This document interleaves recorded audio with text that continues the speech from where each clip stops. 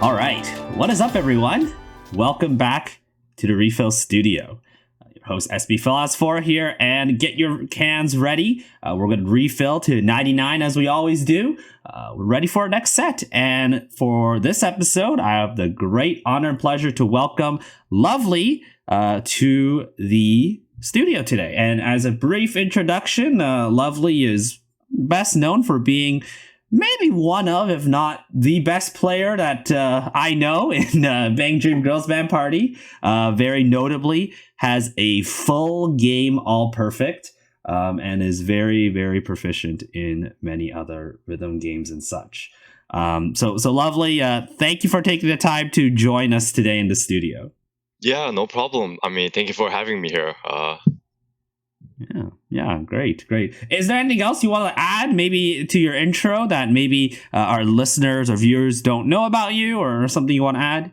I'm just another ordinary, huge Bandori fan.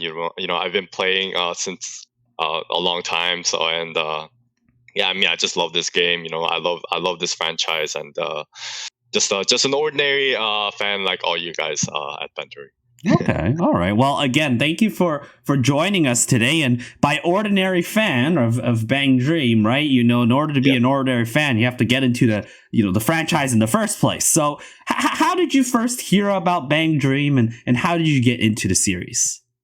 Yeah. I think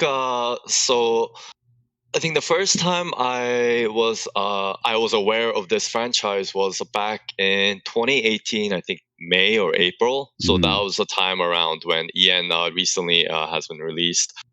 So at that time, I was mainly in another rhythm game community. And there, I think one of my friends there, I think, posted a Bandori YouTube video, I think. And at that time, I clicked on it, and I think it was like a music video or something of like Afterglow playing, like it was like a teaser kind of thing. And I watched it, and then it was pretty cool. Like, I liked the music, I liked the kind of general vibe. To the characters and the song and all that. So I went to try it out. I downloaded the game, and I tried it out, and it was actually pretty fun. So at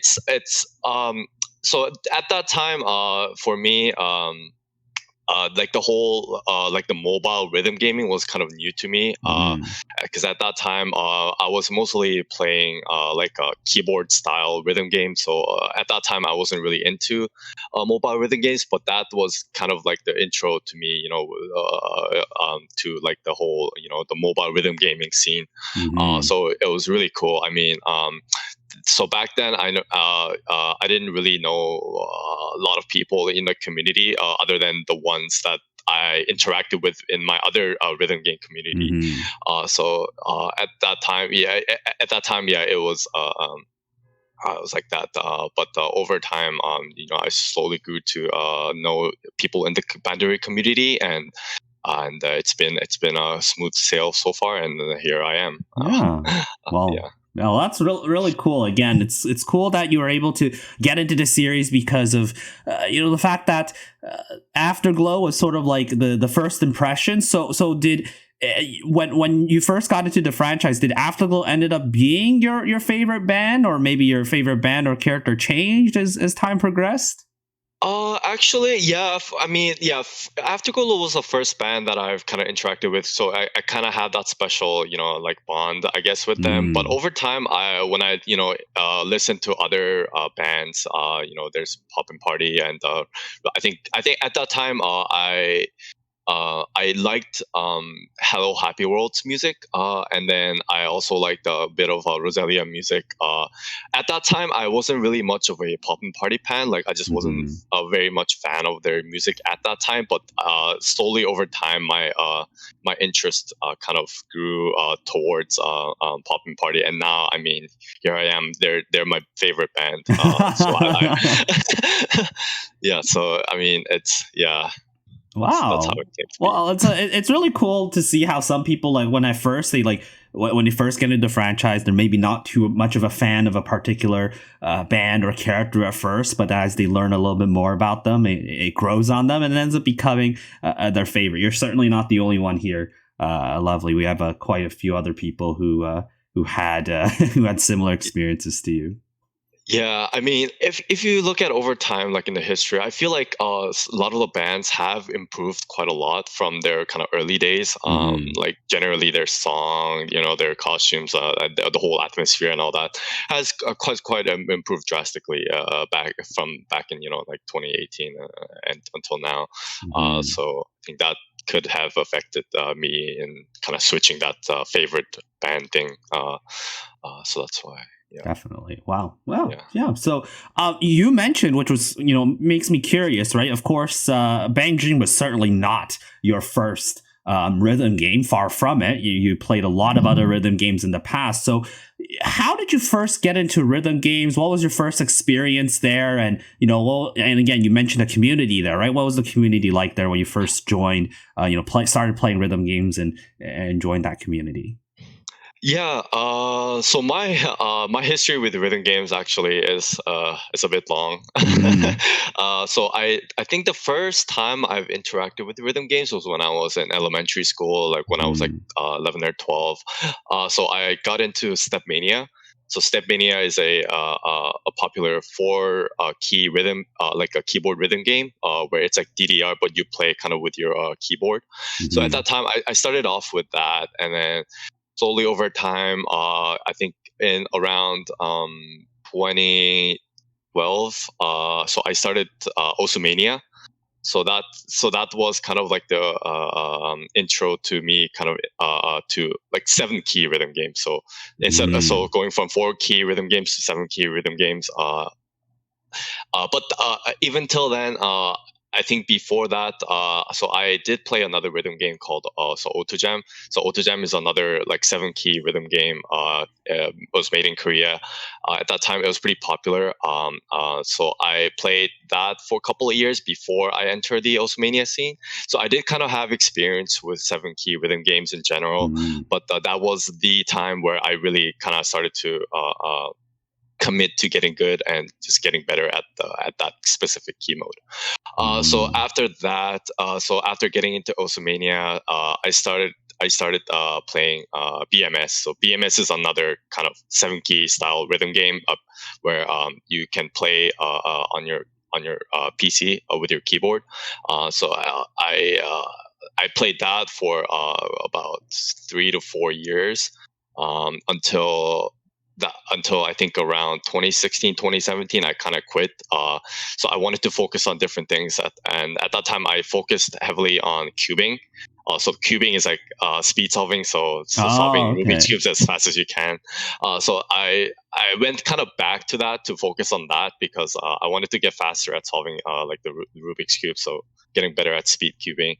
So that was kind of like a little kind of hiatus, on my with my rhythm game career. And then after that, I think 2018 came, and at that time, I was mostly just chilling, just playing BMS on and off, and just chilling with the people in the community at the time. And then that's when someone, as I mentioned before, someone posted that YouTube link of Afterglow playing, and I got hooked with Bandori since then. Wow. Yeah. Well, that's really cool. And again, the fact that you have a history, it seems like most of your rhythm game history is mostly of similar format, right? It's just like 7 lanes, vertical scrolling. I know some people in the past may have experience in other rhythm games that may have completely different formats, but it seems like you kind of kept a pretty consistent format when it comes to what specific rhythm games you want to play. I think so. I think it was also mainly influenced by like the community because in the community people usually try like similar kind of games, and then we all just talk about it, and like how we do with Bandori and Sakai, they're pretty similar games, so we kind of talk about them interchangeably, like in our community. So I guess that's how I kind of shifted over, playing different games often. Yeah. Well, again, it's really cool to hear that. And I thought one thing that also makes me curious is because, that's when you were first starting to learn games like Osamania, that's when you started to like actually say, I want to get good at these games. So what really inspired you to actually say, you know what, I'm going to actually like sit down and try to improve the game and in the game and really get like, get really good at the game. Like, was there like a point where you realized you had that potential that you could be just really good at the game, or was it just a lot of blood, sweat, and tears to get good? I think it's mostly because so on YouTube you see a lot of people post their rhythm game videos on YouTube, and just seeing those videos, it really inspired me to get better myself, and just wanted to be at that level. And there was actually one specific player that I really looked up to at that time. So he. At that time, so he was a BMS veteran, so he played he played the game for quite a bit of time before I entered the scene, and he had a lot of videos on YouTube of him playing the game, and just looking at them, I thought it was like really cool.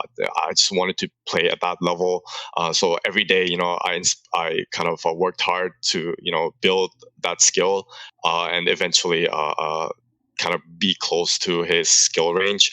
So I think he was the major kind of inspirer for me in just getting better at rhythm games and in general, because talking to him, he's a very smart person. He knows how to get he just knows how to get good at stuff. So just talking with him, just interacting with him, it really inspired me to really get better and build those skills for.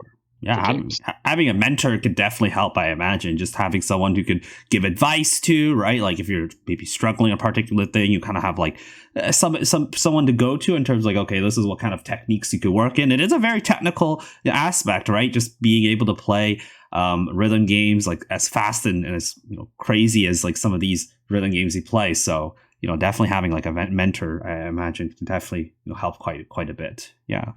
Yeah, for sure. And I mean, he was a really nice person. He was a great person to interact with, even outside, just games and stuff. It's just fun. It was fun interacting with him. So he's definitely a big influence in my rhythm game career. Well, that's great to hear. That's great to hear for sure. So shout outs to that guy for sure. Maybe he'll be listening.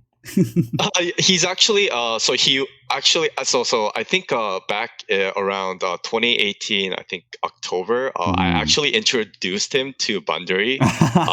He started playing for a bit, and then I think he got full game AP and EN in like 2019 May or something, and then after that he quit. That's fair. Yeah, but he briefly came back for I think. I don't know if you know, but we have a 25 Gorilla AP project. I don't know if you heard of that. Yeah.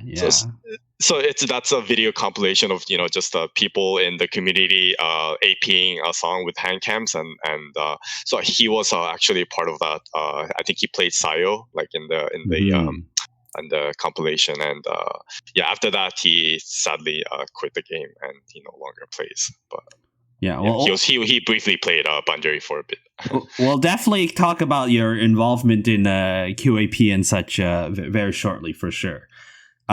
Before we do, I just want to ask as well, because playing a bunch of these games like BMS, Osamania, like these are all, as you mentioned, they were like key related games, right? You're pushing buttons and then trying to play. So was that transition difficult from, going from those games that involve playing keys to tapping your screen, or was it like almost second nature, like in your mind? So I would say the transition was pretty smooth, except there were hurdles. So on keyboard there, you don't slide, or you don't have that flicking motion. So I had a bit of trouble, getting used to, especially the flicks, because there's no flicking motion on the keyboard, right? The flicking motion is you only do that on a touch screen. So just getting used to that was very difficult, So at that time when I played, usually songs that I was good at were things that only had taps mostly, and very little flicks and slides. But over time, I practiced and I managed to get comfortable with them over time. Mm-hmm. Yeah. I imagine Lovely back in the day was probably super amazing in songs like Louder with zero flick notes. And then other songs where even though they're maybe easier, it's like, oh, I have these flick notes. It's like, a little I don't know tricky. if it's I don't know if it's a coincidence, but yeah, back then, "Louder" actually used to be one of my favorite songs. Yeah. So I don't know if that's a coincidence. That's fair. That's fair. Yeah, yeah. And by the way, do you? I'm not too familiar with some of these other games that you mentioned, but these are computer games. Like they're not like arcade games, right? They're not on the arcade, or are there versions of it on the arcade? So for BMS, the game I played on the PC was actually like a simulator of what is in the arcade. So in the arcade, so there's 2DX, made by Bimani. So it's like a simulator of that, played on a PC with a keyboard. And on the PC, you can either play with a keyboard or an actual like a controller, like the one that has like the turntable and then the actual buttons, the keys. So you can play either way. Have you played those? Like, are you like an arcade fiend? Do you play these kind of these like different kinds of games in the arcades? Back then, I actually wasn't really much of an arcade person. Okay, Because fair. back then, I actually didn't have much access to like a local arcade, because like the local arcade at that time for me was really bad. It didn't have any like good games and all. So yeah, back then it was just me just playing PC games, because I just didn't have an access to a good arcade. Well, that's fair. That's fair. Maybe one day, if you just do decide to visit this area again, because I know in previous conversations, maybe not trying to dox each other, but we were actually local at one point in our lives, which was pretty interesting. If you do end up coming back to where I am, we do have an arcade that has quite a few. It's like kind of a bit of it's not like the prettiest arcade out there by any means, but it does have some pretty interesting rhythm games. I remember, like, the one I remember the most, of course, is the My Machine, because it's literally just obnoxiously right there. So there's quite a few rhythm games that if you want to check it out, and if you're for whatever reason you're around the area, it's a place that you can check out for sure. So yeah, I actually have a friend who lives in that area, and I've actually even met up with him at the one of the arcades there. So I kind of know that area. So I think I kind of know, I think, which arcade you're mentioning. Yeah.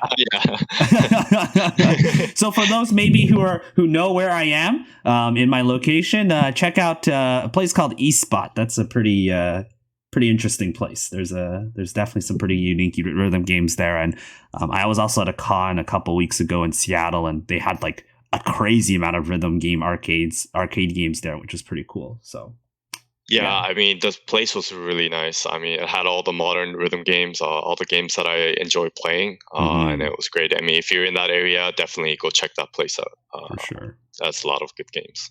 Great. Yeah, for sure. Yeah. All right. Well, lovely. Moving on to a slightly different topic, because again, you have now experience in a lot of different games, right? You've played, the aforementioned games you played earlier before you got into Bandori. Of course, we've talked about Project Sekai. Your profile picture also clearly gives away that you play Project Sekai. But, in your mind, like which games would you consider to be like the easier ones? Which one would you think are like the harder ones? Because again, you have a lot of experience in these rhythm games. So in your opinion, which games would you consider to be maybe on the easier side? Which ones would be on the harder side?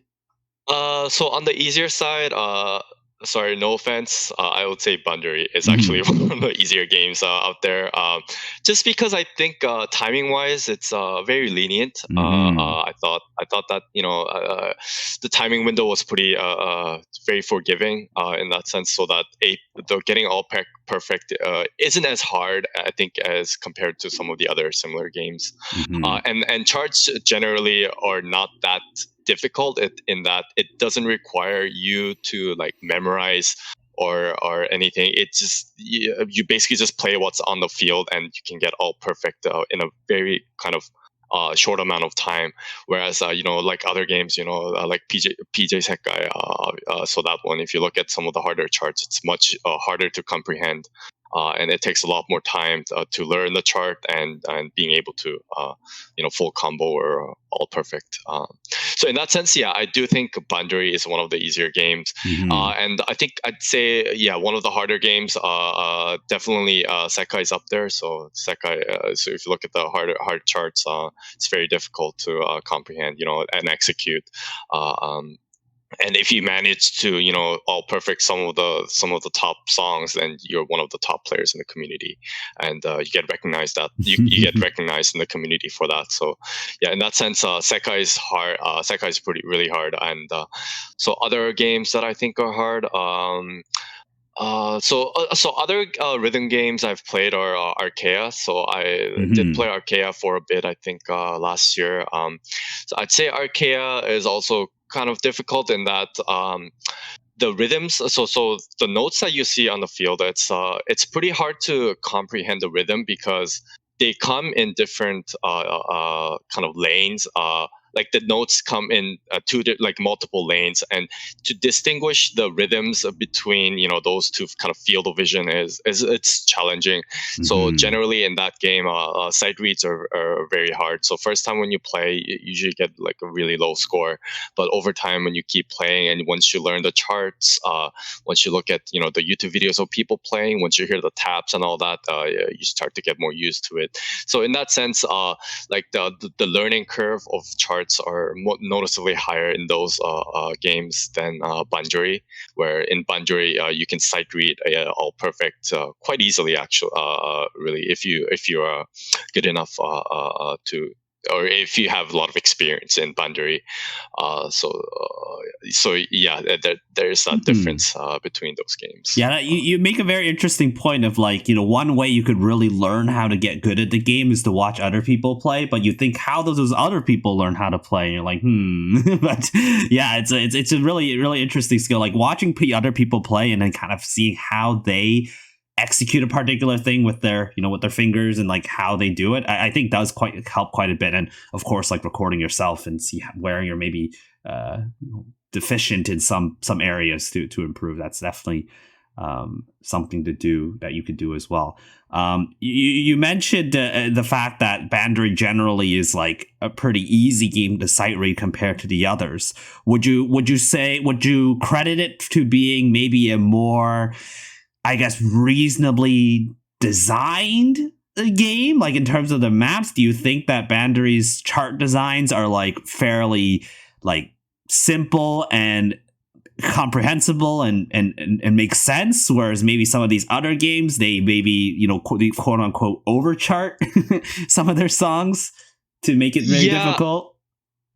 Yeah, I think Bandori is a bit of a pioneer in the sense that it was one of the first kind of like the mobile idol rhythm games. So at that time there weren't many other than like Sif or Idolmaster.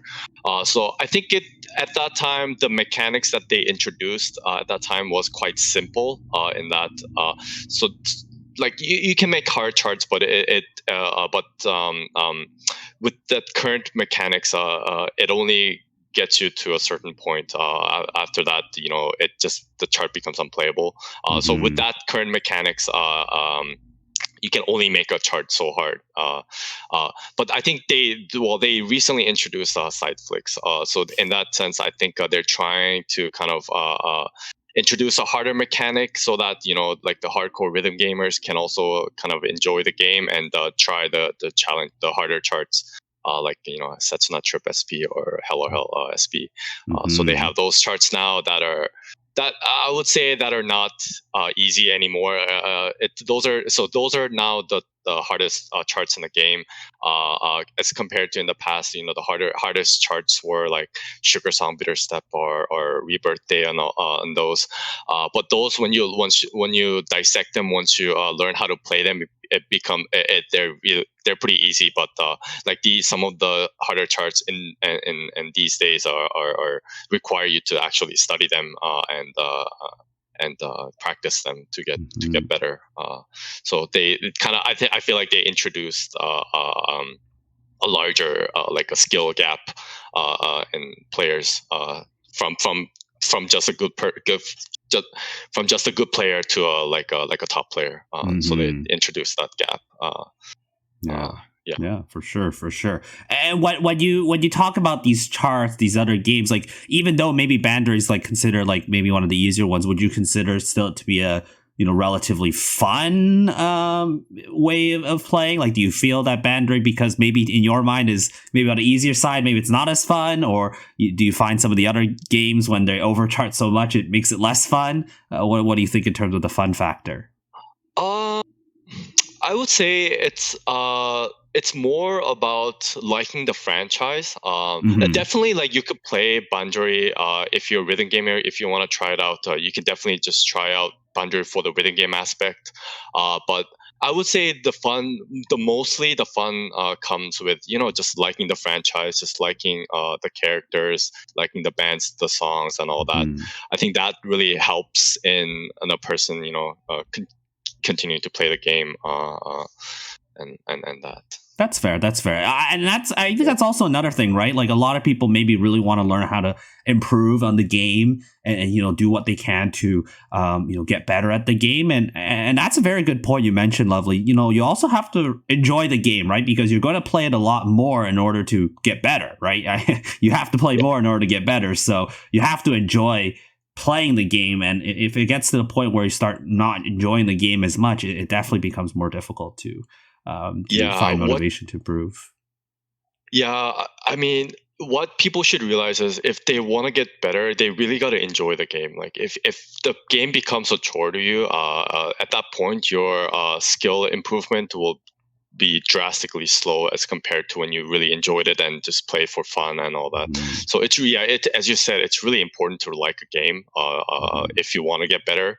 You just got to enjoy playing. It shouldn't be a chore. It's something that you really enjoy doing and you want to just continue playing, and that's very important. For sure. Well, we mentioned some really good tips already, for some people. And again, don't get discouraged for our listeners out there. If you think that, maybe Bandori is considered one of the easier songs or games to learn and such. But if you're maybe not quite there at the skill level, don't worry, right? It's a lot of time, a lot of effort. And if someone like Lovely, again, has like pretty much like 10 years of experience with rhythm games, right? So it is a time process. So I'm not sure if you have any other advice maybe for those who want to get good at the game, and if you have any suggestions on what people could do to maybe improve and get to your Rilla level.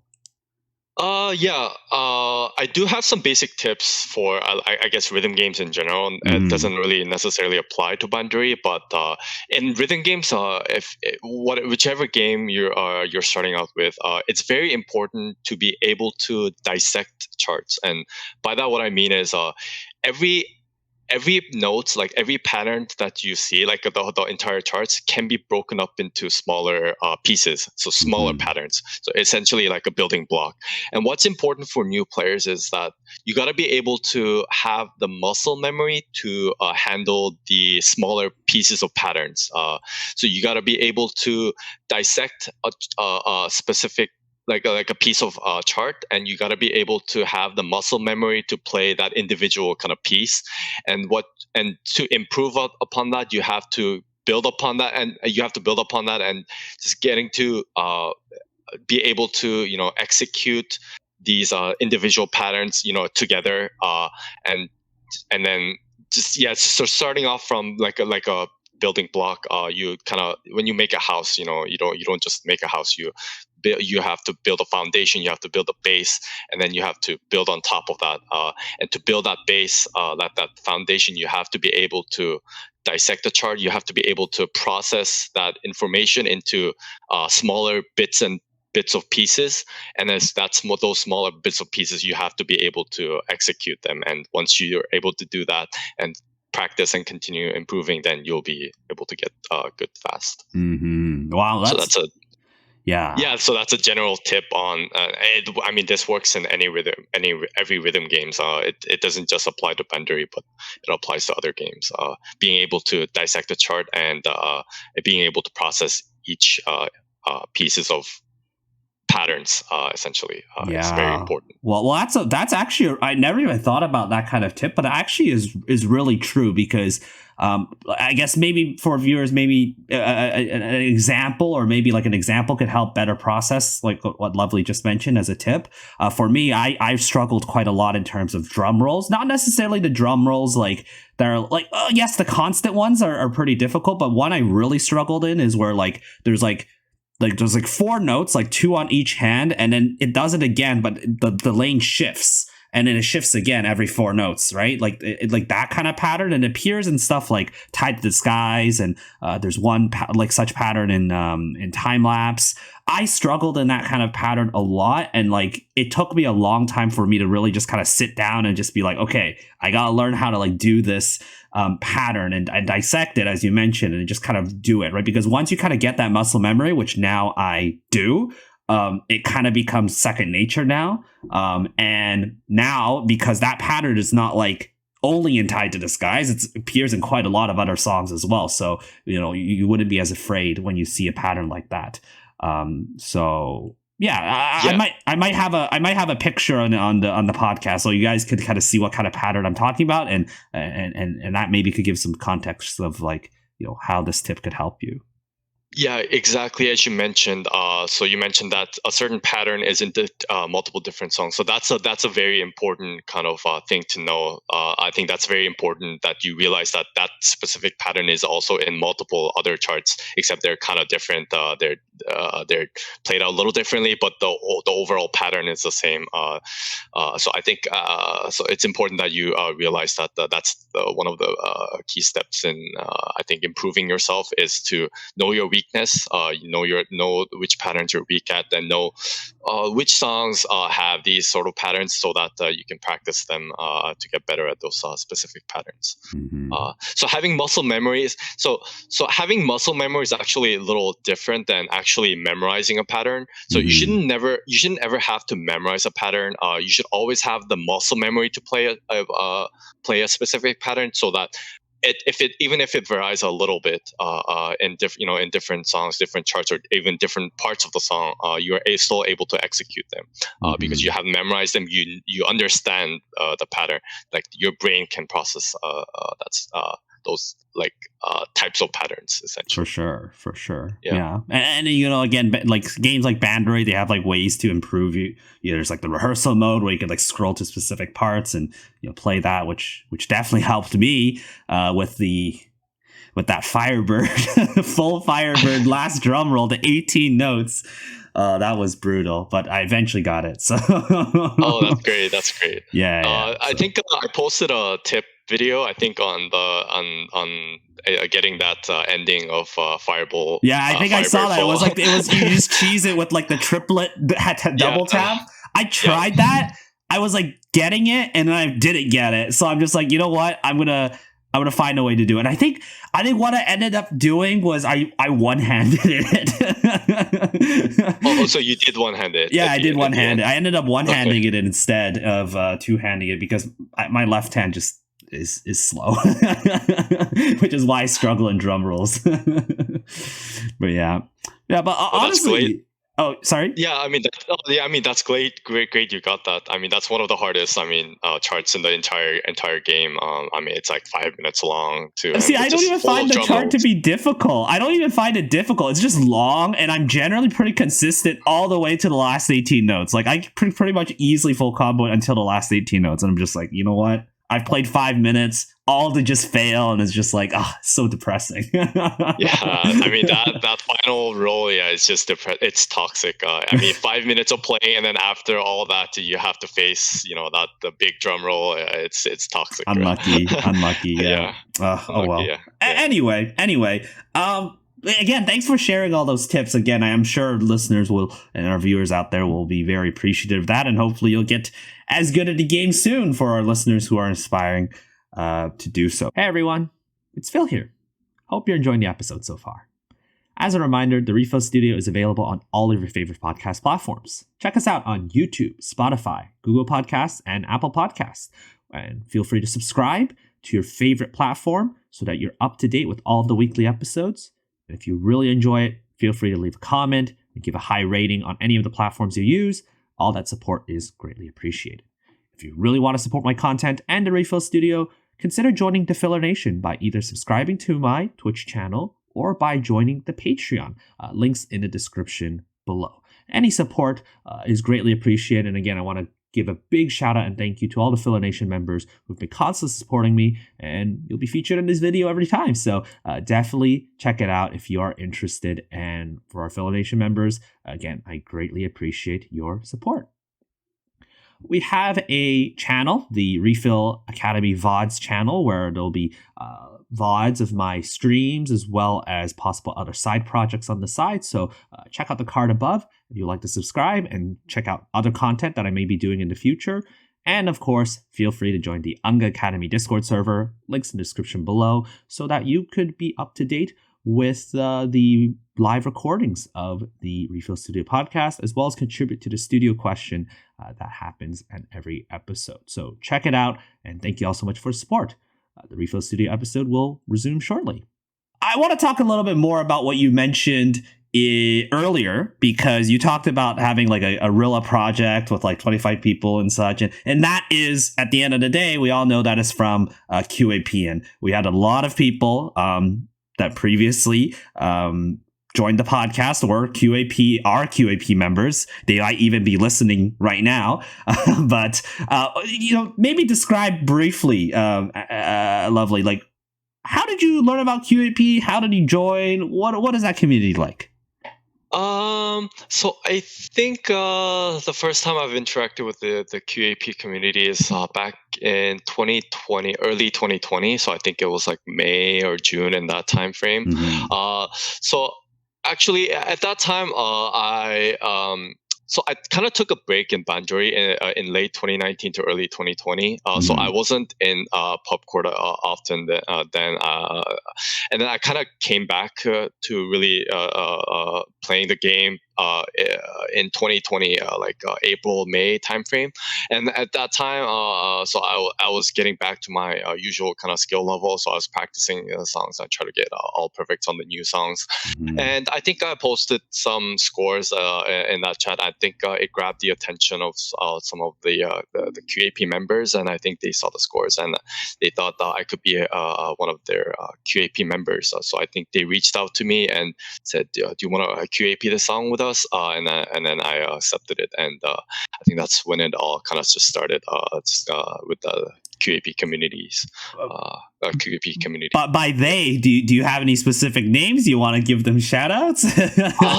Actually, I don't remember who was the first one asked me. It might have been White Whale, I think, but I'm having trouble remembering.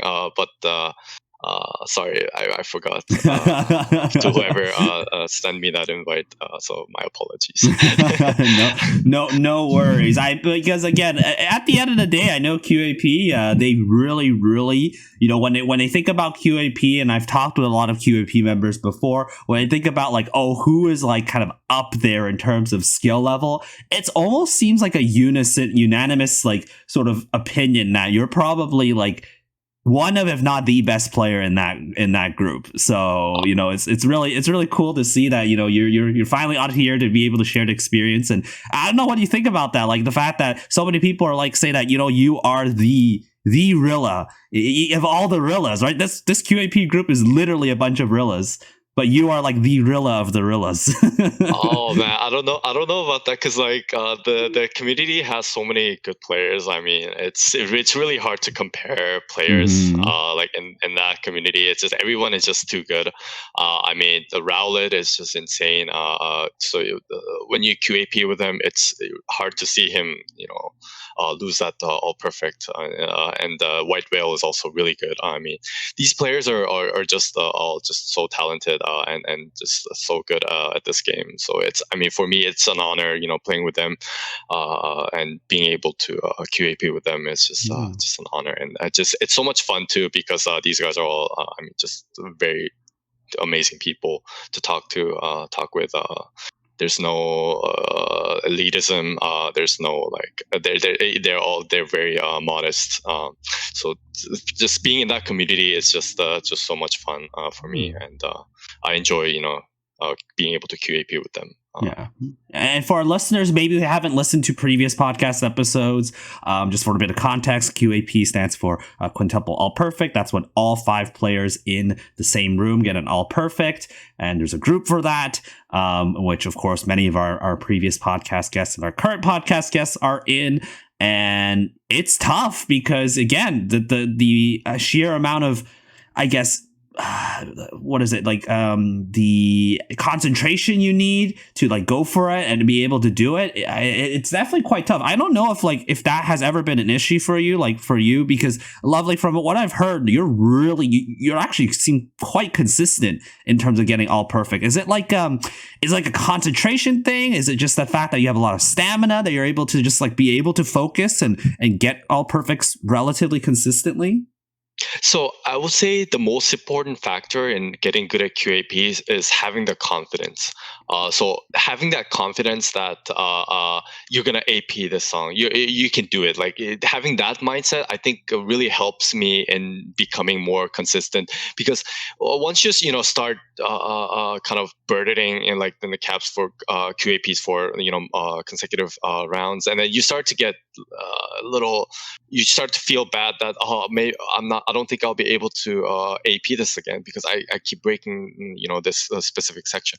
So it's important for you to be confident in your skills when you come into QAPs, and just trust in other players. Just trust them, and trust them that they will have your back even when you break combos this time. Once you're all perfect this time, then they will also do it together in the next round. So it's having that kind of trust between people, the players in the room, and just having a good confidence in yourself is very important in being consistent in QAPs.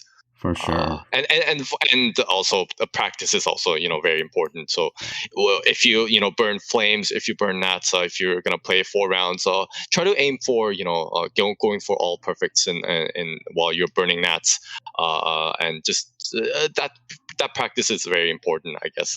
Once you come into QAP rooms, then that skill will come in handy. Yeah. I know that our previous guest mentioned how there's a lot of pressure, right, when there's people who feel like they are consistently going for it, and you're kind of molding and breaking, making possibly a negative impact on the chances of getting that QAP. But as you mentioned, right, it's definitely a confidence thing, right? Just be confident in your skills. You've done a lot of practice and such.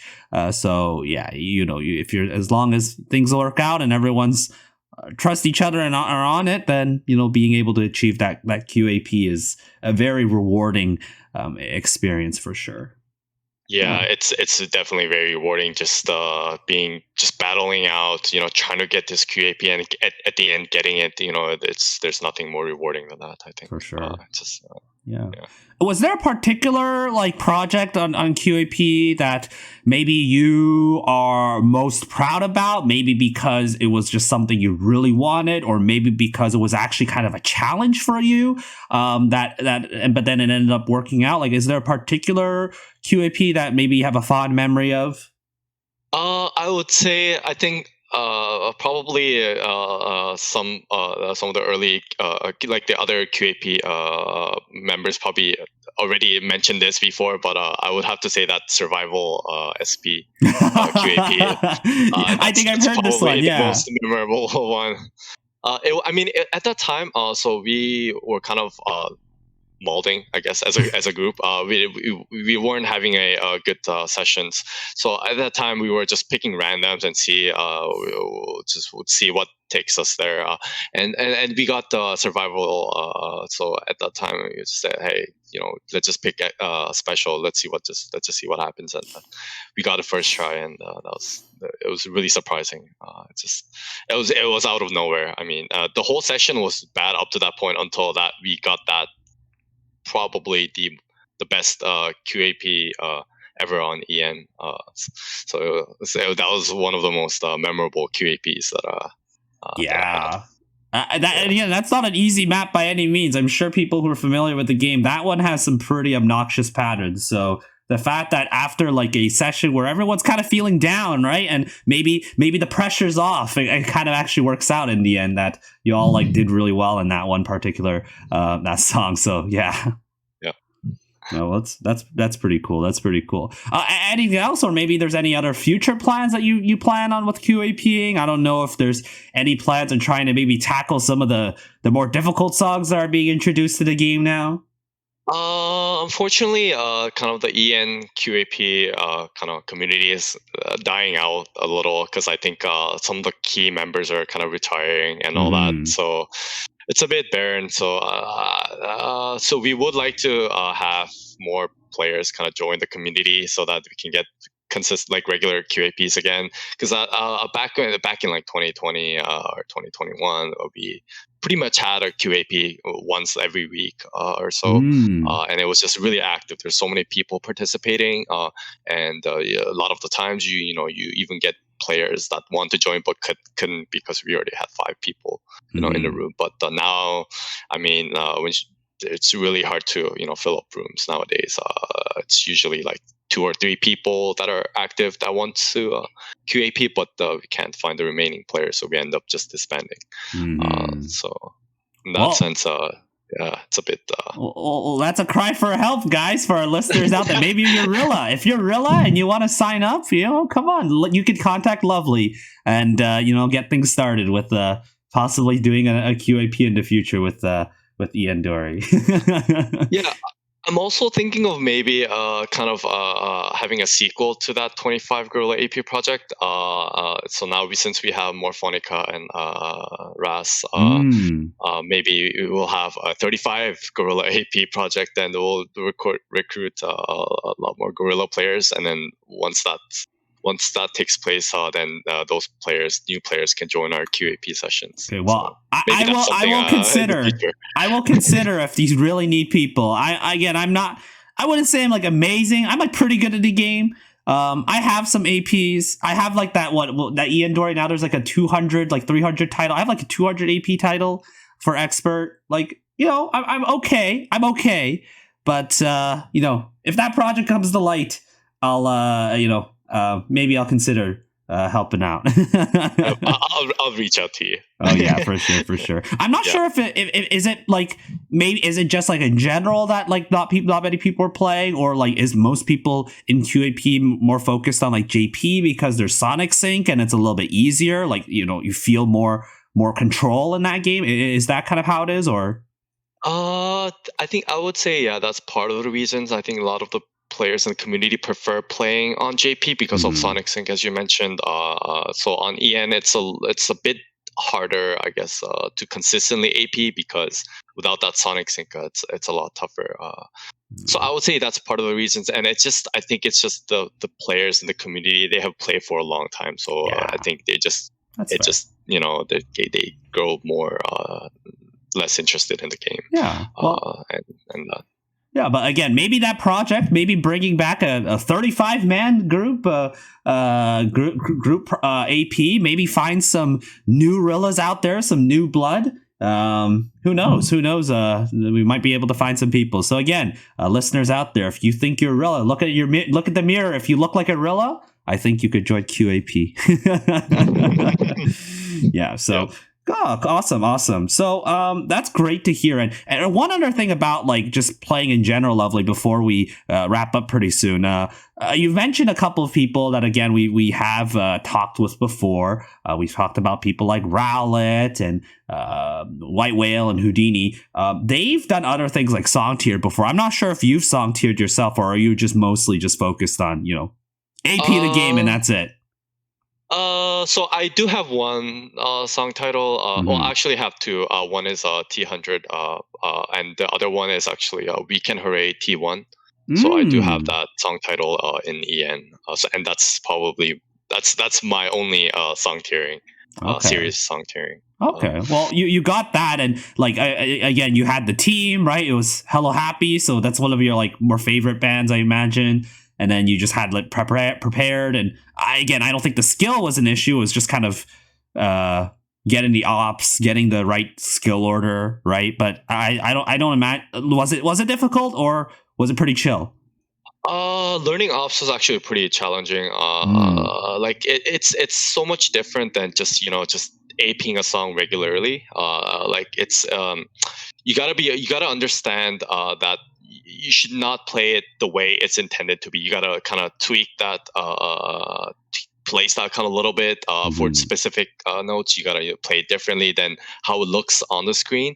So just understanding that and just getting used to it and just executing it at first time, it was a challenge, but I did practice before coming into that event, and just to make sure that I can get that T1 title. Just that Hmm. motivation and that practice was able to get me that song title. Oh, but well, big congrats on that again. Song tiering is certainly quite different from what your usual kind of style of just trying to get the perfect play, right? With song tiering, strangely enough, you have to play unoptimally to play optimally, and Yeah. you have to have the cards as well, which again that might have been a thing you have to prepare for in advance as well. But seems like it was a pretty smooth sailing otherwise. Yeah, like being able to consistently AP, that part wasn't a challenge. Yeah, but the hard part was the definitely the ops. Hmm. And while playing the song like during the event, it was definitely hard to keep concentrating, because over time you kind of get frustrated if things don't work out. Like if you got an optimal order but you messed up like an easy part, Yeah, then you really get frustrated. So I think it was important for me to kind of like get yourself together and just keep on concentrating, just keep on getting that goal that you have before coming into that event, and yeah. for sure, for sure. So again, what a good achievement on your end. That's definitely one of your biggest achievements in your Bandori career. The other one, which I almost forgot to mention, but we've already talked about it earlier in the intro. Getting a full game AP is nothing short of amazing. The fact that you put the time in to really AP every single song in the game is wow. That's just amazing, right? The fact that you had all that motivation to do it and the time and just put the dedication and work to do it is just nothing short of incredible. Was there a particular part of that goal, like you trying to get that full AP, where you, I guess maybe like where did that all start? Were there any obstacles throughout the way, like any particular obstacles, or was it also like a pretty smooth sailing journey in your mind?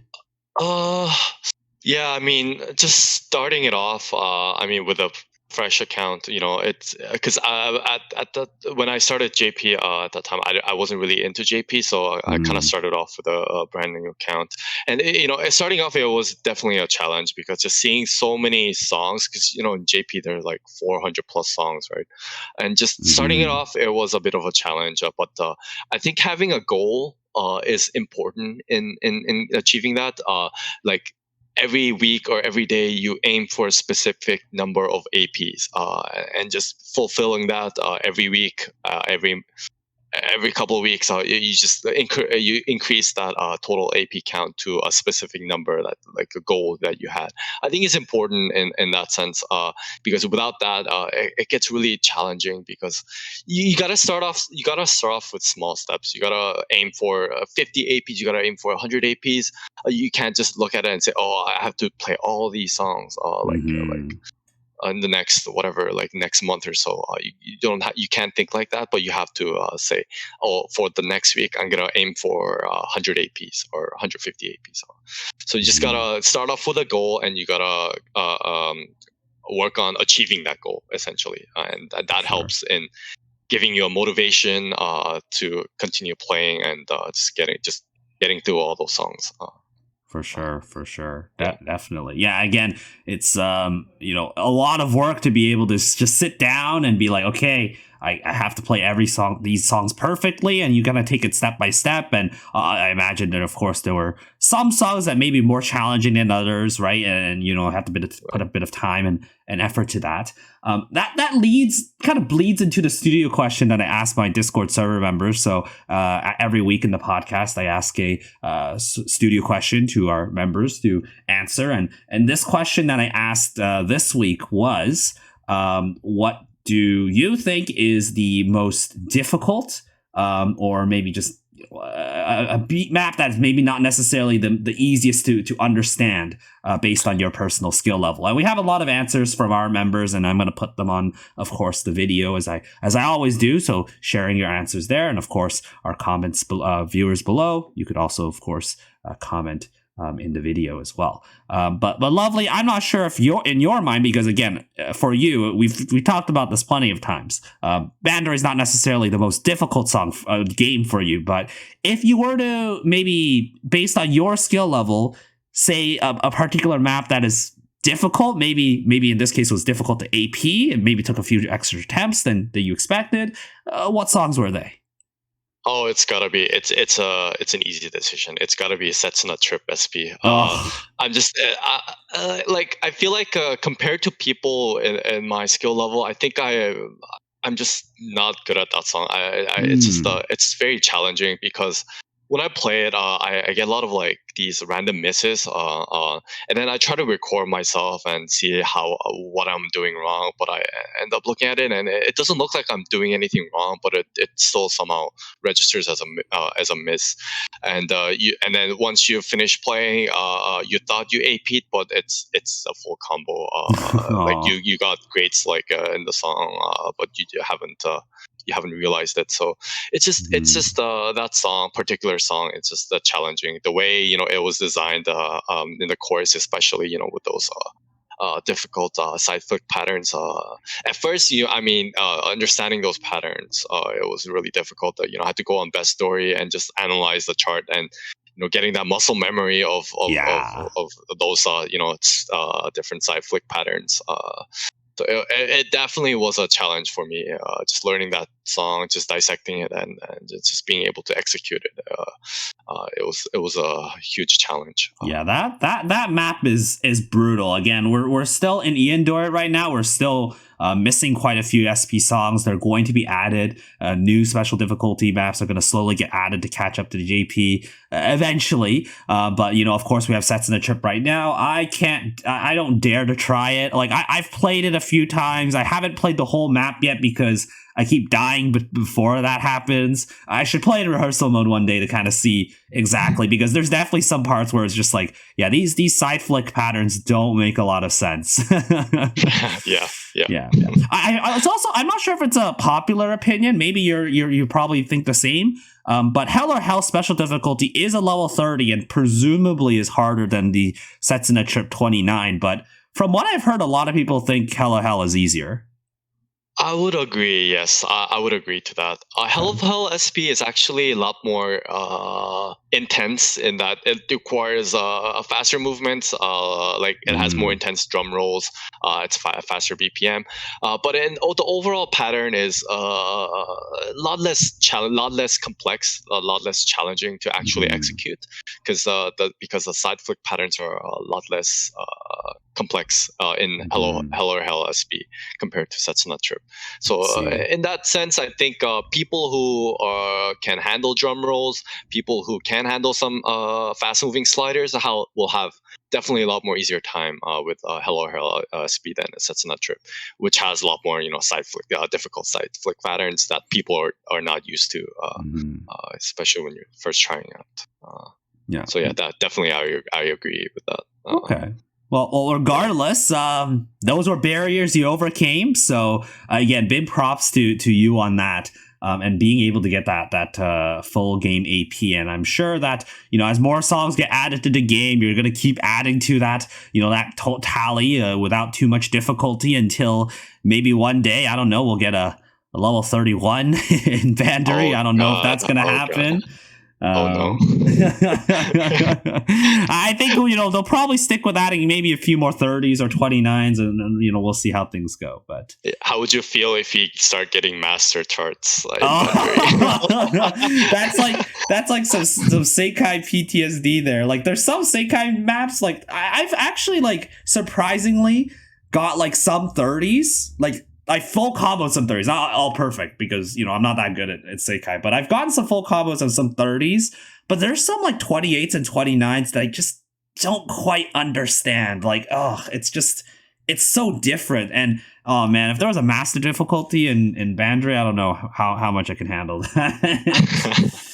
Yeah, but yeah. Well, we'll see how things go. But again, thank you for sharing that, lovely. And again, for our listeners out there, if you want to share your answer your question to the studio question, feel free to comment below as well. But yeah, that basically concludes all I want to talk about today. And again, lovely, it's great to hear all your experience about getting a full game AP, being able to share some tips to our listeners out there on how to improve in the game, and just a lot of really great discussions overall about rhythm games and such. Do you have any other last shout outs or last words you want to say to our viewers out here? Just want to say to everyone who wants to improve, just don't be discouraged at your current skill level. I mean, everybody starts out, being bad. You don't discourage yourself. You just enjoy the game, have fun with the game, and just have fun playing with your friends. Have fun, multi-living, and then participating in events. And if you want to get better, don't let the being better be the goal. Just keep playing, and you will get better eventually. So that's kind of a tip that I want to share with some of the viewers who might be first into the game and all that. So yeah, so also, don't be discouraged. Yeah, and then just have fun, just enjoy the game, and yeah. Also, I want to give shout outs to other games. I forgot to mention this as a random tip. Somehow playing other games helped me get better at Bandori as well. Obviously Seikai, the way that they chart their maps is very different, but you when you learn that and you go back to Bandori, oh, it's not that bad. I think my favorite example is just how they copy pasted 6 trillion years expert difficulty in Seikai and Bandori. And then when I played it in Seikai, I'm like, wait, I'm doing this really well and easily. How come I can't do it in Bandori? And literally 3 days later, I full comboed it for the first time. In Bandori, oh, wow, it wasn't that bad. Yeah, so shout outs to play other games. And also shout outs to Toho Damaku Kagura for helping me learn drum rolls, because that game has too many drum rolls and I had to forcefully had to learn it. So I'm not sure if that's something you noticed as well. Having other game experience helps you as well in terms of yeah. Oh yeah, definitely that does help. Yeah, try out Sekai. It's a very similar game to Bandori. The mechanics are kind of similar, but it has some additional stuff that might need to learn. But yeah, that's a great game to play to practice your skills for Bandori. Yeah, and just playing other rhythm games will definitely help you just getting good at other rhythm games.